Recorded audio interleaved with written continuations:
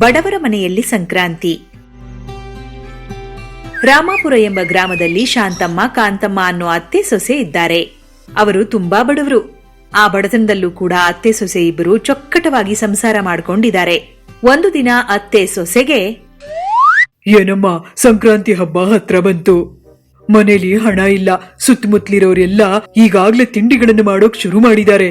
ವಾಸನೆ ಘಮಘಮ ಅಂತಿದೆ. ಈಗ ಏನ್ ಮಾಡೋಣೆ? ಅತ್ತೆ, ನಾನ್ ಕೆಲ್ಸ ಮಾಡೋ ಮನೇಲಿ ದುಡ್ಡು ಕೇಳ್ತೀನಿ. ಆ ಹಣದಿಂದ ಹಬ್ಬ ಮಾಡ್ಕೊಳ್ಳೋಣ, ಸರಿನಾ? ಆಯ್ತು, ಹೋಗ್ ಕೇಳು. ಆಯ್ತು ಅತ್ತೆ, ನಾ ಕೆಲ್ಸಕ್ ಹೋಗ್ ಬರ್ತೀನಿ ಎಂದು ಕಾಂತಮ್ಮ ಕೆಲ್ಸಕ್ ಹೋಗ್ತಾಳೆ. ಶಾಂತಮ್ಮ ಕೂಡ ಸೊಸೆ ಹೋದ ಸ್ವಲ್ಪ ಹೊತ್ತಿಗೆ ತಾನೂ ಕೆಲ್ಸಕ್ ಹೋಗ್ತಾಳೆ. ಹಾಗೆ ನಡೆದುಕೊಂಡು ಹೋಗ್ತಿರ್ಬೇಕಾದ್ರೆ, ಯಾವ ವರ್ಷನೂ ಇಂಥ ಕಠಿಣ ಪರಿಸ್ಥಿತಿ ಬಂದಿರ್ಲಿಲ್ಲ. ಈ ಹಬ್ಬ ಹೇಗಪ್ಪ ಮಾಡೋದು? ಕೈಯಲ್ಲಿ ಒಂದಾಣೆ ಕಾಸು ಇಲ್ಲ. ಅಪ್ಪ ಮಗಂಗೆ ಮನೆ ಚಿಂತೆ ಇಲ್ಲ. ಬಂದಿರೋದೆಲ್ಲ ಅವ್ರ ಕುಡಿತಕ್ಕೆ ಸರಿ ಹೋಗುತ್ತೆ. ಈಗ ದೇವ್ರೇ ಒಂದ್ ದಾರಿ ತೋರಿಸ್ಬೇಕು ಎಂದುಕೊಳ್ಳುತ್ತಾ ಶಾಂತಮ್ಮ ತಾನು ಕೆಲಸ ಮಾಡೋ ಮನೆಗೆ ಹೋಗ್ತಾಳೆ. ಮನೆ ಕೆಲಸ, ಪಾತ್ರೆ ತೊಳೆಯೋದು, ಬಟ್ಟೆ ಒಗೆಯೋದು, ಕಸ ಗುಡಿಸೋದು ಎಲ್ಲ ಮಾಡಿ ಸುಸ್ತಾಗಿ ಕೆಲಸ ಎಲ್ಲ ಮುಗಿಸಿದ್ಮೇಲೆ ಮನೆ ಯಜಮಾನಿಗೆ, ಅಮ್ಮ, ಕೆಲ್ಸ ಎಲ್ಲ ಆಯ್ತು. ಒಳ್ಳೇದು, ನಾಳೆ ಸ್ವಲ್ಪ ಬೇಗ ಬಾ. ಮೊದ್ಲೇ ಹಬ್ಬದ ದಿನ. ನಾಳೆ ಮನೆಗೆ ಗೆಸ್ಟ್ ಬರ್ತಿದ್ದಾರೆ ಎಂದು ಕೂಡಲೇ ಭಯದಿಂದಲೇ, ಅಮ್ಮ, ಹಬ್ಬ ಹತ್ರ ಇದೆಯಲ್ಲಮ್ಮ, ಸ್ವಲ್ಪ ದುಡ್ಡೇನಾದ್ರೂ ಕೊಟ್ರೆ ಹಬ್ಬ ಮಾಡ್ಕೋಬಹುದಮ್ಮ. ಈಗೆಲ್ಲಿ ದುಡ್ಡೆ? ಮೊನ್ನೆನೆ ಕೊಟ್ಟಿದ್ದೀನಲ್ಲ, ಮತ್ತೆ ಸಾಲ ಕೇಳ್ತಿದೀಯಲ್ಲ? ಹಬ್ಬ ಅಲ್ವಾ ಅಮ್ಮ, ಅದಕ್ಕೆ ಸ್ವಲ್ಪ ಅವಶ್ಯಕತೆ ಇತ್ತು ಅಂತ. ಹಬ್ಬ ಗಿಬ್ಬ ಅಂತೆಲ್ಲ ನಂಗೆ ಹೇಳ್ಬೇಡ. ನಾನ್ ತಿಂಗಳು ಮುಗಿಯೋಕ್ ಮುಂಚೆ ಸಂಬಳ ಕೊಡಲ್ಲ. ಪದೇ ಪದೇ ಹಣ ಕೇಳಿ ನಂಗ್ ತೊಂದ್ರೆ ಕೊಡ್ಬೇಡ, ಆಯ್ತಾ? ಎಂದ ಕೂಡಲೇ ಶಾಂತಮ್ಮ ಏನು ಹೇಳಕ್ಕಾಗದೆ ಹೊರಗ್ ಬಂದ್ಬಿಡ್ತಾಳೆ. ಹಾಗೇನೆ ಕಾಂತಮ್ಮ ಕೂಡ ತಾನ್ ಕೆಲ್ಸ ಮಾಡೋ ಮನೆಯಲ್ಲಿ ಎಲ್ಲಾ ಕೆಲ್ಸ ಮುಗಿಸಿ ಬಟ್ಟೆ ಒಗೆದು ಮನೆ ಒರೆಸಿ ತನ್ನ ಯಜಮಾನಿ ಬಳಿ ಹೋಗಿ, ಅಮ್ಮ, ಮನೆ ಕೆಲ್ಸ ಎಲ್ಲ ಆಯ್ತು, ಇನ್ ನಾನ್ ಹೋಗ್ಬಿಟ್ ಬರ್ತೀನಿ. ಅಯ್ಯ ಕಾಂತ, ನಾನು ಅತ್ರಸಾಗೆ ಅಂತ ಅಕ್ಕಿ ನೆನ್ಸಿಟ್ಟಿದ್ದೆ, ನಿಂಗೆ ಹೇಳಲೇ ಇಲ್ಲ. ಸ್ವಲ್ಪ ಕುಟ್ಟಿ ಬಿಟ್ಟು ಹೋಗ್ತೀಯಾ? ಆಯ್ತು ಎಂದು ಒರಳಲ್ಲಿ ಅಕ್ಕಿ ಹಾಕಿ ಕುಟ್ಟುತ್ತಾ ಇದ್ದಾಳೆ. ಕುಟ್ಟಿ ಎಲ್ಲ ಆದ್ಮೇಲೆ, ಅಮ್ಮ, ಅಕ್ಕಿ ಕುಟ್ಟಿದ್ದಾಗೋಯ್ತು, ತಗೊಳ್ಳಿ, ಇನ್ ನಾನು ಹೋಗ್ಬಹುದಾ? ಏನೇ ಕಾಂತ, ಬರದೆ ಲೇಟ್ ಆಗಿ ಬರ್ತೀಯಾ? ಅದಕ್ ಮಾತ್ರ ಅವಸರ ಮಾಡ್ತೀಯಾ? ನಿನ್ನ ಕೈಯಿಂದಾನೆ ನಿನ್ನೊಂದ್ 4 ಅತ್ರಸ ಮಾಡಿಡ್ಬಹುದಲ್ವಾ? ಎಂದ ಕೂಡಲೇ ವಿಧಿ ಇಲ್ಲದೆ ಕಾಂತಮ್ಮ ಬೆಲ್ಲದ ಪಾಕವನ್ನ ಮಾಡ್ಕೊಂಡು ಅತ್ರಸ ಮಾಡೋಕೆ ಶುರು ಮಾಡ್ತಾಳೆ. ಸ್ವಲ್ಪ ಅತ್ರಸಗಳು ರೆಡಿ ಆದ್ಮೇಲೆ ಯಜಮಾನಿ ಒಂದ್ ಅತ್ರಸ ತಿಂದು, ಕಾಂತಮ್ಮ, ನಿನ್ನ ಅಡಿಗೆ ಬಲ ರುಚಿಯಾಗಿದೆಯೇ? ಅತ್ರಸ ನೋಡು ಎಷ್ಟು ರುಚಿಯಾಗಿವೆ, ಅದಕ್ಕೆ ನಿನ್ನ ಮಾಡು ಅಂದಿದ್ದು ಎನ್ನುತ್ತಾ ತಿಂತಾ ಇದ್ರೆ ಕೋಪದಿಂದ ಕುದ್ದು ಹೋಗ್ತಿರೋ ಕಾಂತ, ಯಾಕೆ ರುಚಿಯಾಗಿರಲ್ಲ?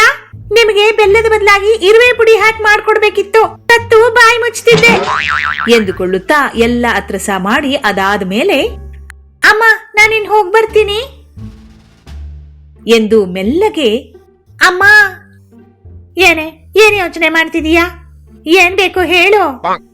ಅದೇ ಹಬ್ಬ ಅಲ್ವಾ, ನಂಗ್ ಸ್ವಲ್ಪ ಹಣ ಬೇಕಿತ್ತು. ಎಷ್ಟು ಬೇಕಿತ್ತು? 3,000 ಬೇಕಿತ್ತು. 100,000ನಾ?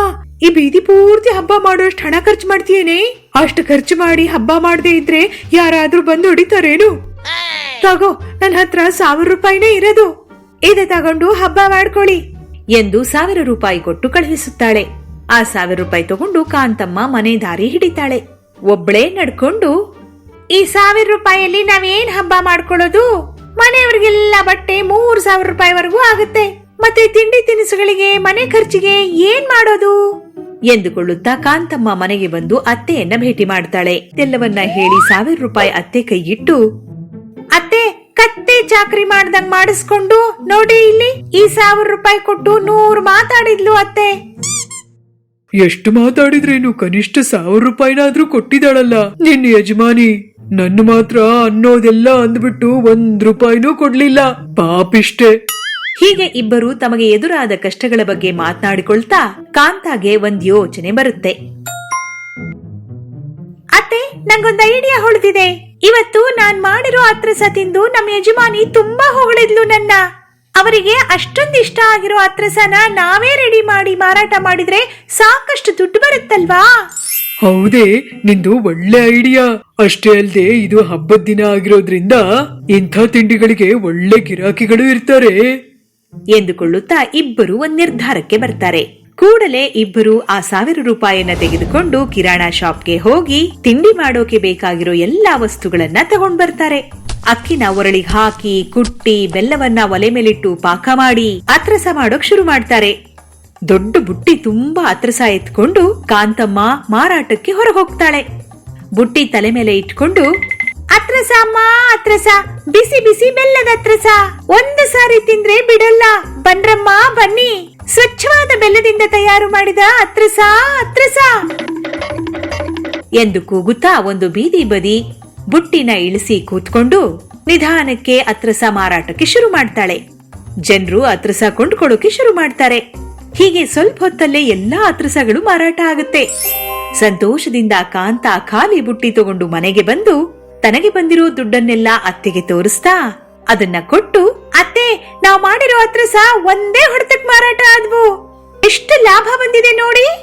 ಶಾಂತಮ್ಮ ಹಣ ಎಲ್ಲ ಲೆಕ್ಕ ಇಟ್ಟು, 2,000 ರೂಪಾಯಿ ಬಂದಿದ್ಯೇ, ನಾವು ಬಂಡವಾಳ ಹಾಕಿರೋ 1,000 ರೂಪಾಯಿಗೆ ಲಾಭ 1,000 ರೂಪಾಯಿ ಬಂದಿದೆ ಅಂತ.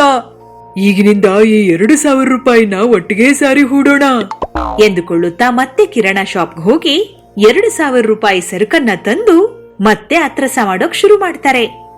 ಕಾಂತಮ್ಮ ಮಾಡಿರೋ ಅತ್ರಸಗಳನ್ನೆಲ್ಲ ಮಾರಾಟ ಮಾಡ್ತಿದ್ದಾಳೆ.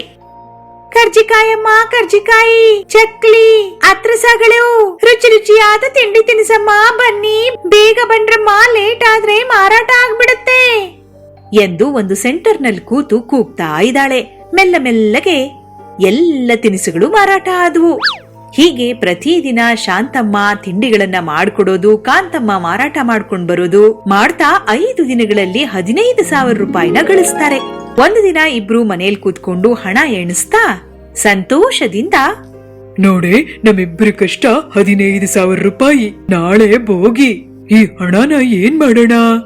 ಮತ್ತೆ ನಮ್ಮನೆಗ್ ತಿಂಡಿಗಳನ್ನ ಮಾಡೋದ್ ಬೇಡ್ವಾ?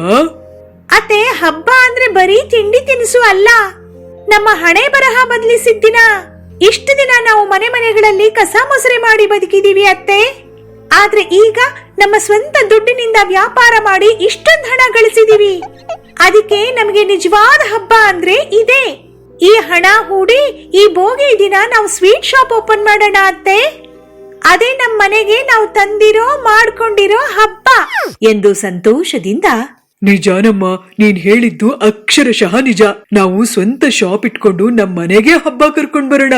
ಹಾಗೆ ಎಂದುಕೊಂಡು ಇಬ್ಬರು ಸ್ವೀಟ್ ಶಾಪ್ ಅನ್ನ ರೆಡಿ ಮಾಡಿ ಓಪನಿಂಗ್ ಮಾಡ್ತಾರೆ. ಜನರೆಲ್ಲರೂ ಇವರು ಮಾಡಿರೋ ಸ್ವೀಟ್ಸ್ ಗಳನ್ನ ತಿಂದು ಸಂತೋಷದಿಂದ ಅಕ್ಕಪಕ್ಕದ ಊರಿನವರಿಗೂ ಗೊತ್ತಾಗಿ ಹೆಚ್ಚೆಚ್ಚು ಜನ ಕೊಂಡ್ಕೊಳ್ಳೋಕ್ ಶುರು ಮಾಡ್ತಾರೆ. ಅದನ್ನ ಕಂಡು ಅತ್ತೆ ಸೊಸೆ ಇಬ್ರು ಎಷ್ಟೋ ಸಂತೋಷದಿಂದ ಮುಂದೆ ಸಾಕ್ತಾರೆ.